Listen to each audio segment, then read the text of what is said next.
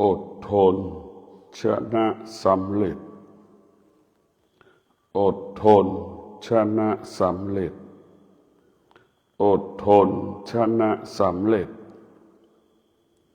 ที่ไม่สำเร็จเพราะไม่อดทนที่ไม่สำเร็จเพราะไม่อดทนที่ไม่สำเร็จเพราะไม่อดทนมนุษย์เกิดมาแล้วไม่รู้จักคำว่าความอดทนไม่มีในโลกมนุษย์เกิดมาแล้วไม่ใช้ความอดทนไม่มีในโลกความอดทนเป็นหลักกำกับกำหนดควบคุมชีวิตของเราให้เกิดคำว่าสำเร็จความสำเร็จใดๆเกิดขึ้นกับชีวิตของเราทุกครั้งก็ต้องอาศัยคำว่าอดทนคำว่าความอดทนนั้นมีพลังและมีอานุภาพไม่ว่าสัตว์และมนุษย์ก็มีความอดทนเช่นเดียวกันธรรมะไม่ใช่เรื่องของมนุษย์ธรรมะไม่ใช่เรื่องของสัตว์ทั้งมนุษย์และสัตว์ก็ต้องพึ่งพาอาศัยธรรมะของพระพุทธเจ้าอดทนเป็นผู้กำกับกำหนดควบคุมจิตใจของเราโดยเฉพาะจิตสัมผัสกับความรู้สึกที่ไม่พอใจเราต้องมีสติใช้ความอดทนไปหยุดยั้งยับยั้งความรู้สึกที่เราไม่พอใจเมื่อเรามีความพอใจเกิดขึ้นเราก็ต้องมีสติใช้ความอดทนไปหยุดยั้งยับยั้งความพอใจเราจะไม่ตกอยู่ใต้อำนาจสิ่งที่พอใจและไม่พอใจสิ่งที่เราพอใจสิ่งที่เราไม่พอใจมันไม่เที่ยงเรียกว่าเปลี่ยนแปลงแปรปรวน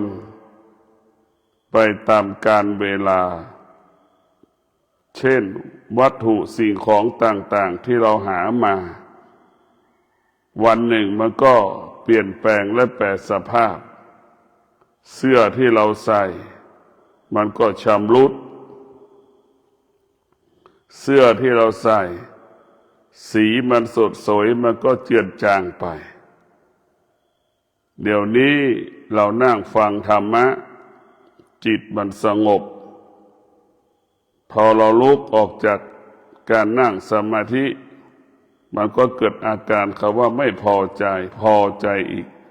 แล้วสิ่งเหล่านี้มันเกิดการเปลี่ยนแปลงสิ่งใดที่มันเปลี่ยนแปลงไม่ใช่ความจริงบุคคลที่มีปัญญาจึงไม่ยึดติดสิ่งที่มันเปลี่ยนแปลงบุคคลที่มีปัญญาจึงมีสติอยู่เหนือการเปลี่ยนแปลงมีสติอยู่เหนือสิ่งที่เรารู้มีสติไม่ตอบสนองสิ่งที่เรารู้บุคคลที่มีปัญญาจะเป็นเช่นนี้บุคคลที่มีปัญญาจึงเท่าทานการเปลี่ยนแปลงสภาวะจิตที่มันรับรู้สิ่งต่างๆบุคคลที่มีปัญญา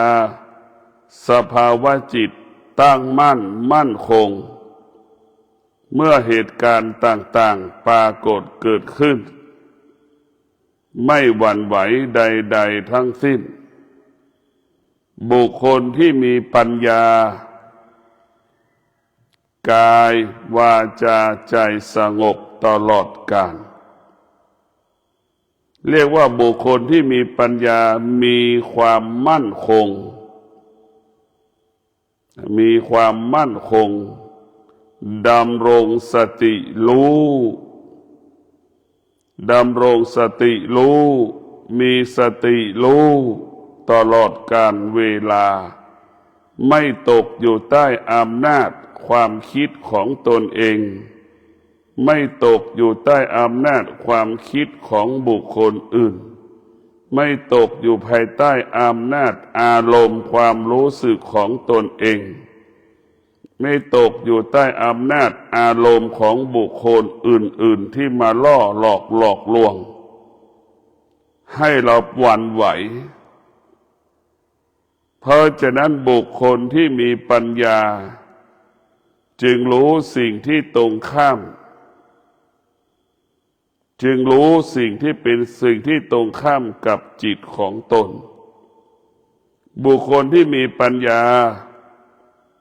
ก็คือเป็นบุคคลที่ประกอบไปด้วยธรรมะเช่นมีสติรู้มีสติรู้เท่านั้นว่าหายใจเข้ามีสติรู้เท่านั้นว่าหายใจออก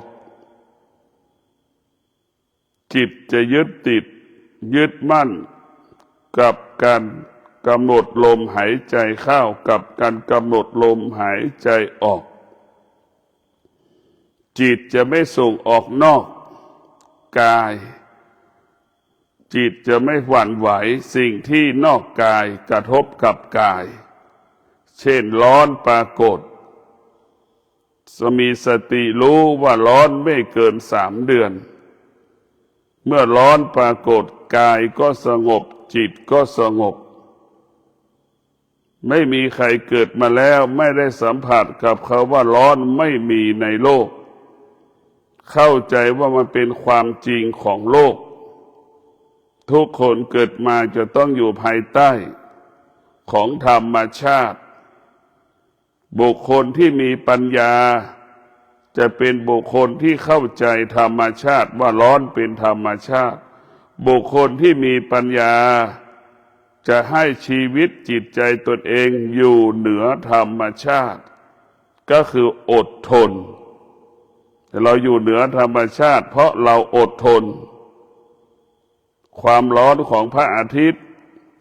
มันก็เปรียบเสมือนก้อนเกลือก้อนน้ำแข็งก้อนน้ำตาลสักระยะหนึ่งมันก็ละลายสลายไปในที่สุดถึงแม้ก้อนเกลือก้อนน้ำแข็งก้อนน้ำตาลละลายกลายเป็นน้ำที่สุดน้ำที่อยู่ในถ้วยก็แห้งระเหยไปในที่สุดที่สุดถ้วยที่รองน้ำก็สลายไปในที่สุดมันไม่มีอะไรแน่นอนมันไม่มีอะไรแน่นอนสิ่งที่แน่นอนที่สุดก็คือสติที่อยู่เหนือธรรมชาติอยู่เหนือโลก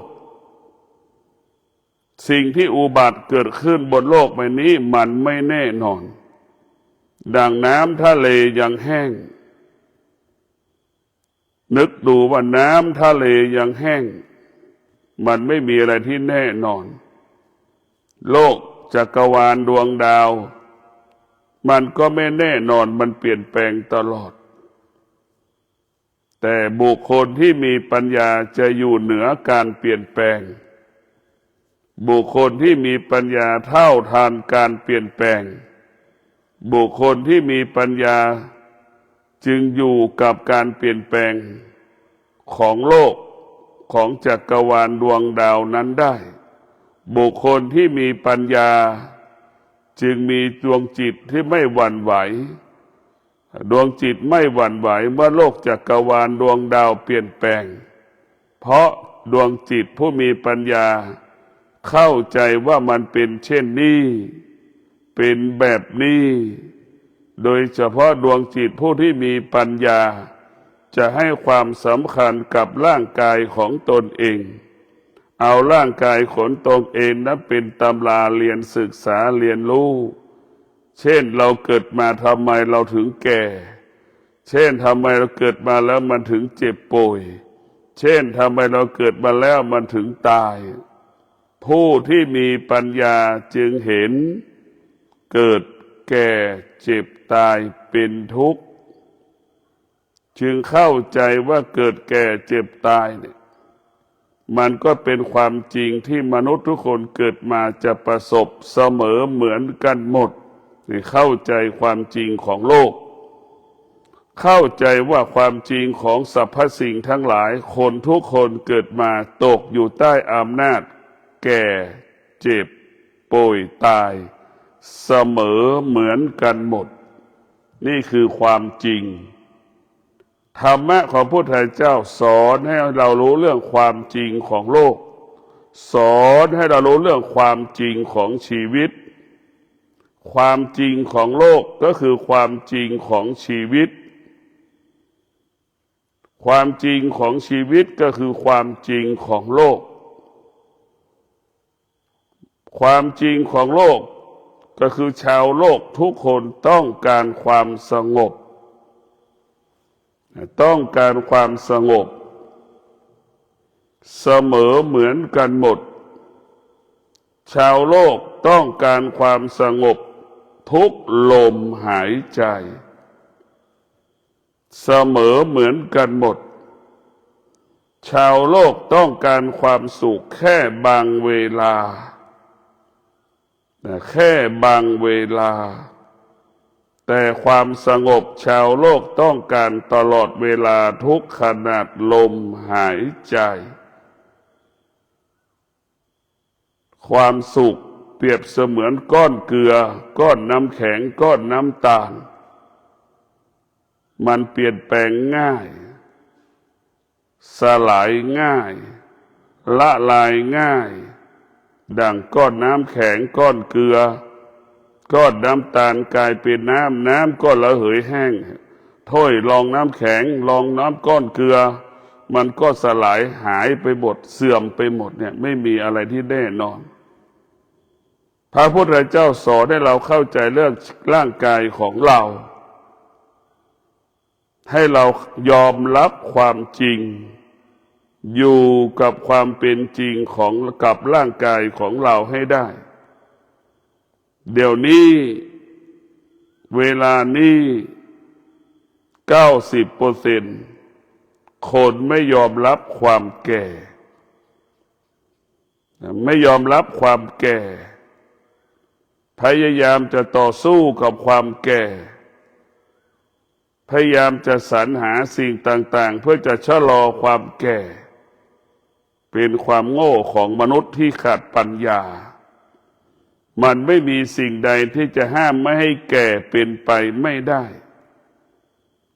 มิให้ห้ามมันไม่ให้เจ็บเป็นไปไม่ได้ร่างกายของเราเป็นสิ่งที่ควบคุมไม่ได้ร่างกายของเราเป็นสิ่งที่คงสภาพเดิมไม่ได้ร่างกายของเราเป็นสิ่งที่ไม่ทนเป็นสิ่งที่ทนได้ยากร่างกายของเราแปรปรวนเปลี่ยนแปลงตลอดเวลาเพราะฉะนั้นพวกเราทั้งหลายเราเข้าใจชีวิตว่ามันเป็นเช่นนี้เราต้องยอมรับความจริงเราต้องอยู่กับความเป็นจริงเราจึงจะรู้เรื่องความจริงเมื่อเรารู้เรื่องความจริงกายวาจาใจเราก็สงบเมื่อเรารู้เรื่องความจริงเราเข้าถึงความจริงเราจะไม่หลงทุกวันนี้คนมันหลงก็คือตัวอวิชชาจึงทำให้เราหลงทางหลงผิดหลงทางหลงผิดก็ไปปรับปรุงเปลี่ยนแปลงแก้ไขชีวิตตัวเองร่างกายตนเอง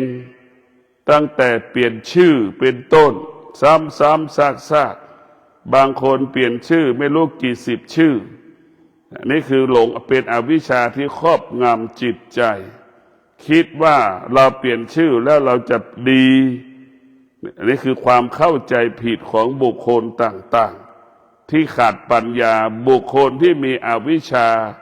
คือบุคคลที่ขาดปัญญาก็จะเข้าใจเช่นนี้นั้น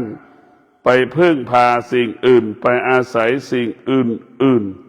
มาเป็นตัวบ่งชี้ว่าชีวิตเราจะสำเร็จได้เพราะสิ่งนี้เพราะสิ่งนั้นนี่แหละคือการหลงทางเพราะอวิชชาอยู่ในหัวใจเราจึงทำให้เราเข้าใจผิดหลงทางหลงผิดจนเราหมดลมหายใจคนจำนวนมากเข้าใจว่าเปลี่ยนชื่อแล้วมันจะดีตั้งชื่อแล้วมันจะดีตั้งนามสกุลแล้วมันจะดีเปลี่ยนนามสกุลแล้วมันจะดีนี่คือความคิดผิดของมนุษย์ทั้งระบบของโลกดีก็อยู่ที่ตัวเราไม่ดีก็อยู่ที่ตัวเราคำว่าความดีชีวิตเราจะดีเราก็อยู่ที่การกระทำของเรามันไม่ได้อยู่ที่ชื่อหรือนามสกุลดังที่คนส่วนมากเข้าใจกันบุคคลที่มีปัญญาจะไม่เอาชีวิตไปผูกกับสิ่งใดสิ่งหนึ่งไม่ยึดติดสิ่งใดสิ่งหนึ่งเข้าใจว่าชีวิตของเรานี่แหละเป็นชีวิตที่ศักดิ์สิทธิ์ที่สุดชีวิตของเรานี่แหละเป็นชีวิตที่มีพลังและมีอานุภาพกว่าเทพเทวดาทั้งปวงไม่มีใครทำให้เราพ้นทุกข์ได้มีแต่ตัวเราเท่านั้นทำให้เราพ้นทุกข์ไม่มีเทวดาองค์ไหนที่มีฤทธิ์ทำให้เราเกิดความทุกข์ไม่มีแต่ตัวเราเท่านั้นทำให้เราเกิดความทุกข์ทุกข์เพราะอวิชชาทุกข์เพราะอวิชชาถ้าเรามีอวิชชาแล้วมันจะเกิดความทุกข์ตลอดกาลดังเราบอกว่าเปลี่ยนชื่อแล้วมันชีวิตจะดีขึ้นอันนี้คือความคิดชีวิตเราจะดีขึ้นเมื่อเรามีสติเมื่อเรามีสติชีวิตเราก็จะปกติเมื่อเรามีสติเราก็จะมีกินมีใช้เหลือกินเหลือใช้เมื่อเรามีสติเราก็จะรักษาทรัพย์สมบัติเมื่อเรามีสติเราจะรักษากายวาจาใจเราให้เกิดความว่าสงบเมื่อเรามีสติเรารู้จักการดำเนินชีวิตให้เราถูกต้องชอบธรรมเมื่อเรามีสติเราก็จะรู้จักการใช้ทรัพย์สมบัติของเราให้เป็นประโยชน์เกิดประโยชน์นี่คือมีสติเมื่อเรามีสติเราก็จะเอาสติไปควบคุมจิตไม่ให้จิตมันคิดเราทุกข์เพราะความคิดถ้าเราหยุดคิดเมื่อไหร่ความทุกข์ก็หายไปตราบใดที่เราคิดความทุกข์ก็ปรากฏความคิดคือก้อนน้ำแข็งที่เราไปสัมผัสกับความเย็นเห็นไหมความคิดเกิดจากไหนเกิดจากตาที่มันสัมผัสความคิดเกิดจากไหนเกิดจากมือที่เราไปสัมผัสกับก้อนน้ำแข็งอายตนะเป็นบ่อเกิดแห่งความคิดหรือความคิดเกิดจากตาที่สัมผัสกับรูปต่างๆวัตถุสิ่งของต่างๆตาเห็นเท่านั้นตาที่มันเห็นตาที่มันสัมผัสยังไม่ชัดเจนเมื่อมันไม่ชัดเจนมันตัดสินใจมันก็ผิดพลาดเช่นเดียวกับหูสัมผัสกับเสียงไม่ชัดเจนตัดสินใจในเสียงนั้นก็ผิดพลาดตลอดเวลาเพราะฉะนั้นพวกเราทั้งหลายความทุกข์เพราะความคิดเกิดจากอายตนะสัมผัสถูกต้องสิ่งต่างๆจึงทำให้เราตัดสินใจผิดดั่งเราซื้อเสื้อใหม่เสื้อแล้วก็ซื้อแล้วซื้ออีกซื้อแล้วซื้ออีกดั่งเช่นฤดูร้อนปรากฏก็จะสรรหาเสื้อแขนสั้นมาใส่ หากางเกงขาสั้นมาใส่นี่เข้าใจว่าใส่แล้วมันจะหายร้อนคือเราเข้าใจเช่นนั้นเราใส่ฤดูร้อนมันก็ร้อนเป็นปกติของมันเป็นปกติของมันถ้าเราเข้าใจมันเราก็อยู่กับมันได้ดังคำว่าชีวิตอยู่ได้ด้วยความเข้าใจเมื่อเราเข้าใจเราก็ไม่จำเป็นต้องไปซื้อเสื้อตัวใหม่เมื่อเราเข้าใจเราไม่จำเป็นต้องไปซื้อกางเกงตัวใหม่กางเกงที่มันมีอยู่เราก็ตัดขาให้มันสั้นก็เป็นเรื่องของกางเกงขาสั้นก็ได้เสื้อแขนยาวก็มีเราไปตัดให้มันเป็นเสื้อแขนสั้นก็ได้เพื่อคลายความร้อนอย่างนี้นี่แหละคือผู้มีปัญญาจะอยู่กับความเป็นจริงคนที่ขาดปัญญาก็คือคนที่ทำลายชีวิตตนเองทำลายเศรษฐกิจตนเองเอาสตางค์ไปซื้อกางเกงขาสั้นเอาสตางค์ไปซื้อเสื้อแขนสั้นเห็นไหมถ้า60-70 ล้านคนเป็นเช่นนั้นได้ทำยังไงล่ะสูญเสียเงินไปเท่าไหร่แล้วดูร้อนอยู่กี่วันแล้วมันก็ไม่ได้ร้อนตลอดเวลามันจะร้อนจริงๆจัดไม่เกิน15 วันนี่ผู้ที่มีปัญญาเข้าใจเข้าถึงความจริงผู้ที่มีปัญญาเข้าใจเข้าถึงความจริงเช่นฤดูร้อนปรากฏผู้ที่มีปัญญาก็อยู่กับมันได้อย่างงดงามและเป็นปกติอยู่ได้อย่างงดงามและเป็นปกติคนที่ขาดปัญญาอยู่กับการเปลี่ยนแปลงของฤดูร้อนไม่ได้มีเหตุมีผลมีข้ออ้างมีข้อแก้ตัวเราอยากเห็นคนที่ขาดปัญญาก็คือลูกของเราน่ะคนไหนมีลูกจะรู้ดี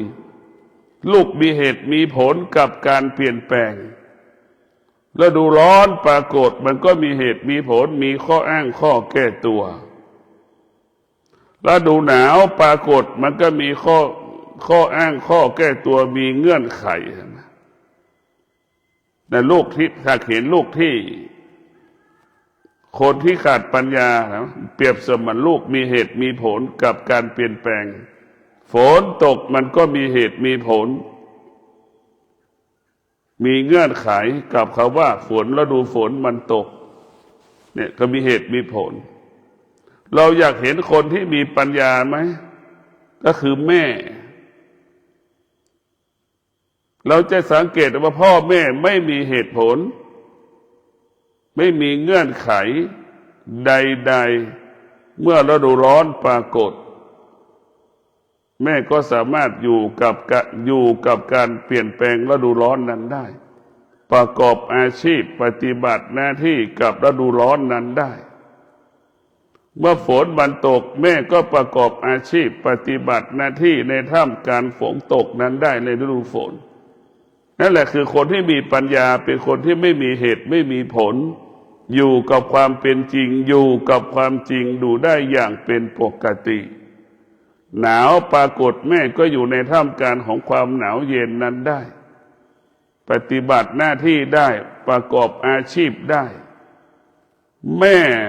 จึงประสบความสำเร็จในการเลี้ยงลูกเพราะแม่ไม่มีเหตุผลใดๆให้กับลูก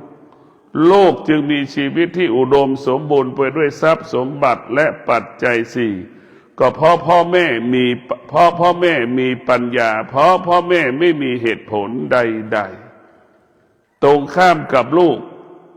ไม่ประสบความสำเร็จในการเลี้ยงพ่อเลี้ยงแม่เพราะลูกมีเหตุมีผลมีข้ออ้างมีข้อแก้ตัวไม่มีวันจบสิ้นลูกจำนวนมากจึงมีเหตุมีผลมีข้ออ้างข้อแก้ตัวมืดก็บอกว่ามันมืดค่ำก็บอกว่ามันค่ำร้อนก็บอกว่ามันร้อนมันมีข้ออ้างตลอดเวลานั่นแหละคนที่มีปัญญากับคนที่ขาดปัญญาย่อมแตกต่างกัน คนที่มีปัญญาจะเป็นคนที่ไม่สร้างภาระไม่สร้างปัญหาให้กับตนเองและบุคคลอื่นๆคนที่มีปัญญาจะสร้างแต่ความสงบสุขมอบความสงบสุขให้กับคนรอบข้างรอบตัวของตัวเราตรงกันข้ามคนบุคคลที่ขาดปัญญาสร้างภาระสร้างปัญหาให้กับบุคคลรอบๆชีวิตของเราบุคคลที่ขาดปัญญาเนี่ยจะสร้างภาระสร้างปัญหาดังลูกจำนวนมากของโลกเนี่ยจะเป็นผู้สร้างภาระสร้างปัญหาให้กับพ่อแม่จะมีลูกน้อยมากที่จะรับภาระปัญหาของพ่อของแม่ลูกที่รับภาระปัญหาของพ่อของแม่ลูกคนนั้นคือลูกที่มีปัญญาเห็นทุกข์ของพ่อแม่ก็อยากให้พ่อแม่พ้นทุกข์เห็นสุขก็อยากมอบความสุขให้กับพ่อแม่ทั้งสุขตัวเองก็เอาสละความสุขของตัวเองให้แม่เอาความทุกข์ของแม่มานะลูกที่มีปัญญาจะเสียสละทุกอย่างให้กับแม่ตนเองในตัวปัญญาก็คือตัวสละนะจะต้องสละปัจจัยสี่ให้กับพ่อกับแม่กับบุคคลรอบข้างที่เขาลำบากใช่ไหมปัญญาเนี่ยมันจะบังคับให้เราสละบุคคลที่มีปัญญาเนี่ยมันก็จะสละชีวิตตนเองให้กับบุคคลอื่นได้มันจะสละหมดทุกอย่างชีวิตร่างกายถ้ามันจะเกิดประโยชน์เป็นประโยชน์ถือว่าเขามีปัญญาดังเช่นกลุ่มบุคคลกลุ่มหนึ่งที่เวลาตายแล้วมอบร่างให้กับโรงพยาบาลบุคคลเหล่านี้เป็นบุคคลที่มีปัญญาเขาเห็นทุกข์เห็นว่าร่างกายนี้ยังเป็นประโยชน์เกิดประโยชน์บุคคลคนนี้มีน้อยมากถามว่า100 คนจะมีคนมอบร่างกายให้กับโรงพยาบาลเวลาเราตายไม่มีเลย100 คนเพราะฉะนั้นเราจะมี10,000 คนจะมอบร่างกายให้กับโรงพยาบาล1 คนแล้วว่าบุคคลที่ขาดปัญญานั้นก็จะไม่เห็นประโยชน์บุคคลที่มีปัญญาก็จะเห็นประโยชน์เพื่อประโยชน์แล้วเกิดประโยชน์ธรรมะของพระพุทธเจ้าให้เราเข้าใจเท่านั้นแหละให้เราเข้าใจเรื่องชีวิตของเราจะดำเนินชีวิตแต่ละวันอย่างไรให้เราชีวิตเราปกติธรรมะของพระพุทธเจ้านั้นไม่ได้บอกให้เราไปนิพพานธรรมะของพระพุทธเจ้าไม่ได้บอกไม่ได้สอนว่าเราจะตกนรกธรรมะของพระพุทธเจ้าสอนให้เรามีสติให้เรามีสติอยู่กับปัจจุบันอยู่กับปัจจุบันสอนให้เรามีสติอยู่กับปัจจุบันถ้าเรามีสติอยู่กับปัจจุบันไม่มีอดีตไม่มีอนาคตหากเราขาดสติเมื่อไหร่อดีตก็จะปรากฏขึ้นกับจิตใจของเราอนาคตก็จะเกิดขึ้นกับจิตใจของเรา1 คืน 1 วันเนี่ยคนเส้นเลือดแตกเส้นเลือดตีบตันเห็นไหมกี่ราย1 คืน 1 วันคนเป็นอัมพาตกี่ราย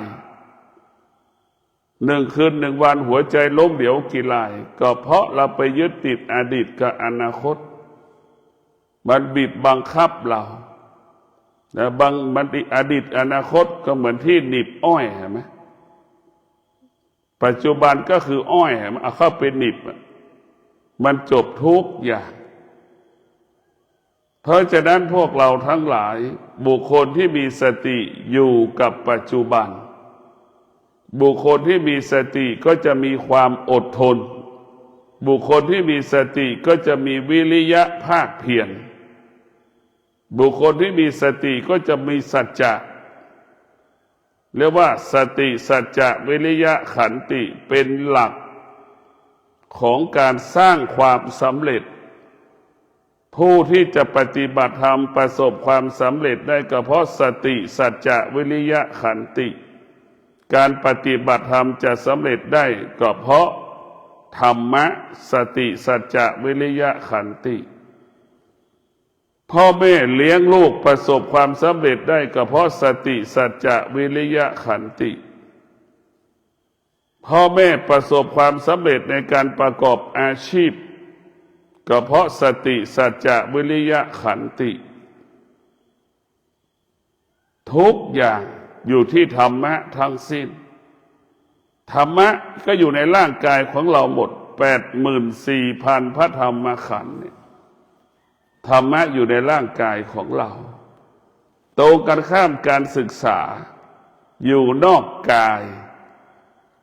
ธรรมะได้อยู่ในกายเราเกิดมาเราก็เรียนรู้สิ่งที่นอกกายเห็นไหมมันจึงการศึกษาจึงตอบโจทย์ชีวิตเราไม่ได้ธรรมะเราเกิดมาเราเรียนรู้เรื่องธรรมะธรรมะอยู่ที่กายของเราดังที่พ่อแม่ครูบาอาจารย์หรือพระพุทธเจ้าทรงตรัสว่าเกิดก็เป็นทุกข์มันเป็นความจริงแก่ก็เป็นทุกข์มันก็เป็นความจริงเจ็บมาก็เป็นทุกข์ก็เป็นความจริงตายเป็นทุกข์ก็เป็นความจริงเนี่ยมันเป็นความจริงของชีวิตเพราะฉะนั้นพวกเราทั้งหลายมีสติพิจารณาชีวิตเอาน้อมนำเอาธรรมะมาเป็นผู้กำกับกำหนดควบคุมชีวิตของเราธรรมะเบื้องต้นธรรมะเบื้องกลางธรรมะขั้นสูงสุดก็คือศีลสมาธิปัญญาศีลสมาธิปัญญาเป็นธรรมะเบื้องต้นเป็นธรรมะขั้นกลางเป็นธรรมะขั้นสูงสุดศีลสมาธิปัญญาเนี่ยมันเป็นหัวใจธรรมะย่อและสรุป 84,000 พระธรรมขันธ์เอาไว้ที่ศีลสมาธิปัญญาบุคคลใดดำรงตนด้วยศีลสมาธิปัญญาบุคคลผู้นั้นจะเป็นบุคคลที่ปกติก็คือกายวาจาใจสงบบุคคลที่ดำรงตนด้วยศีลสมาธิปัญญาคิดก็เป็นความจริงของโลกความจริงของชีวิตมนุษย์ทุกคนพูดก็เป็นความจริงของโลกเป็นความจริงของมนุษย์ทุกๆคนนี่แหละกระทำการใดๆก็เป็นความจริงของโลกเป็นความจริงของคนทุกๆคนเพราะฉะนั้นศีลสมาธิปัญญาเนี่ยมันจะทำให้เรานั่นอยู่ในความงามของโลกความดีของโลกศีลสมาธิปัญญาจะเป็นความดีของโลกเป็นความดีคู่กับโลกและเป็นความดีของมนุษย์โลกเป็นความดีที่อยู่ในตัวมนุษย์ทุกๆคนมนุษย์ผู้ใดต้องการความสุขก็ต้องประกอบไปด้วยศีลมนุษย์ผู้ใดต้องการความสงบก็ต้องประกอบไปด้วยสมาธิมันมีทางออกให้เราเรียบร้อยในตัวมันเองหรือเรารู้ว่าสุขมันเปลี่ยนแปลงอีกทุกข์มันเปลี่ยนแปลงอีกสงบมันก็เปลี่ยนแปลงอีกให้เรามีปัญญาสอนให้เรารู้เรื่องปัญญาให้เรารู้เรื่องปัญญาก็คือเราไม่ยึดติดสิ่งใดสิ่งหนึ่งสงบมันก็เปลี่ยนแปลงแต่ความสงบนั้นกว่ามันจะเปลี่ยนแปลงมันต้องใช้เวลาแต่ความสงบนั้นเรารู้เพราะเราสร้างเกิดจากตัวเรามันควบความสงบเรียกว่าเรารู้ได้เท่าทานที่มันจะเท่าทานสิ่งที่มันเปลี่ยนแปลงแต่ความสุขนั้นเราไม่สามารถเท่าทานมันได้เพราะมันไม่ได้เกิดจากตัวเราเพราะเราไปอาศัยคนอื่นความสุขเกิดจากสิ่งอื่นๆความสุขเกิดจากวัตถุสิ่งของบุคคลดังเช่นพ่อแม่สามีภรรยาลูกนี่คือความสุขแล้วความสุขเหล่านี้ควบคุมไม่ได้แต่ความสงบเราควบคุมได้เพราะมาอยู่ในร่างกายของเราเราสามารถได้เหมือนเรารู้ว่าน้ำตู้เย็นเรามันจะหมดเราก็เอาน้ำมาใส่ตู้เย็นจบนี่คือความสุขความสงบสุขเรามันควบคุมได้ถ้าเป็นความสุขเราไปอาศัยเขา แต่เหมือนเราไปอาศัยบ้านเขาเราจะเอาไปทำความสะอาดบ้านเขาไม่ได้เราจะเอาน้ำไปใส่ตู้เย็นเขาไม่ได้เนี่ยเราควบคุมไม่ได้ความสุขเป็นสิ่งที่ควบคุมไม่ได้ไม่เท่าทานสิ่งที่มันเปลี่ยนแปลงแต่ความสงบ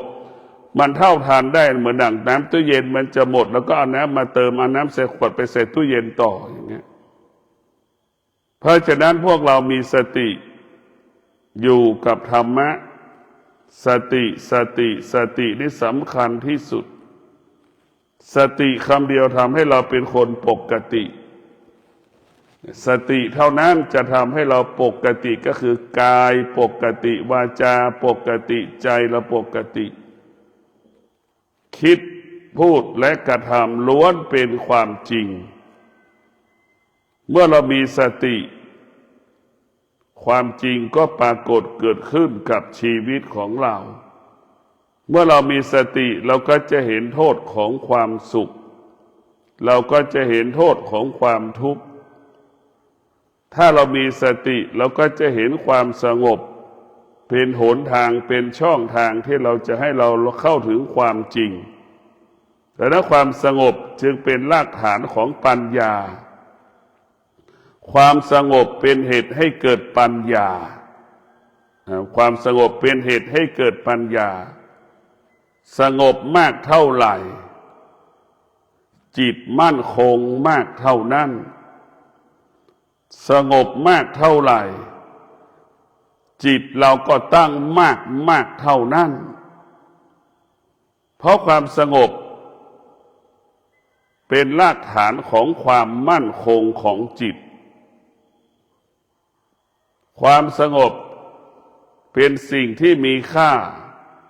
เป็นสิ่งที่มีคุณค่าสำหรับผู้ที่ปฏิบัติธรรม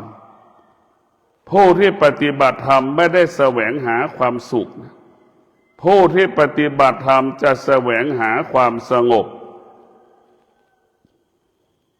ผู้ที่ปฏิบัติธรรมจึงเห็นความสงบเหนือกว่าความสุขคนที่ไม่ปฏิบัติธรรมก็จะเห็นความสุขเหนือกว่าความสงบมันจะแตกต่างกันเพราะฉะนั้นคนที่ปฏิบัติธรรมก็จะเห็นความสงบเป็นเรื่องใหญ่เรากลับมาดูชีวิตของเราทำไมเรามีครอบครัวเราไม่มีความสุขทำไมครอบครัวเราอุดมสมบูรณ์ถ้าเราไม่มีความสุขทำไมชีวิตเราอุดมสมบูรณ์ไปด้วยทรัพย์สมบัติปัจจัยสี่เราไม่มีความสุขเพราะมันไม่สงบจิตมันไม่สงบ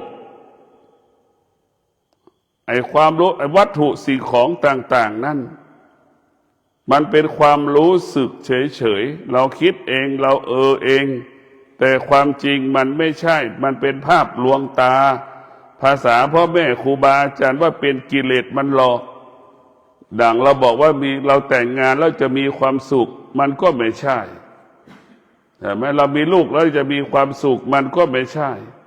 ลูกเติบใหญ่แล้วมันก็ไม่ใช่เราอายุมากแล้ว60เราจะมีความสุขมันก็ไม่ใช่สุขได้ด้วยปัญญาสุขด้วยปัญญานั้นเป็นสุขเป็นอมตะสุขไม่เปลี่ยนแปลงทุกวันนี้สุขด้วยกิเลสมันเปลี่ยนแปลงกิเลสก็เหมือนพระเอกมาแสดงบทพระเอกจบมันเบื่อละบทบาทการเป็นพระเอกมันก็ไปแสดงละครเป็นผู้ร้ายอีกเห็นไหมมันก็หลอกเราอย่างนี้ตลอดชีวิตพอแสดงบทผู้ร้ายเบื่ออีกมันก็ไปแสดงละครเป็นลูกจ้างต่ออีกเห็นไหม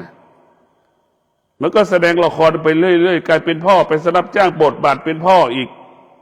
แสดงบทบาทเป็นแม่อีกมันก็หลอกเราไปตลอดเวลา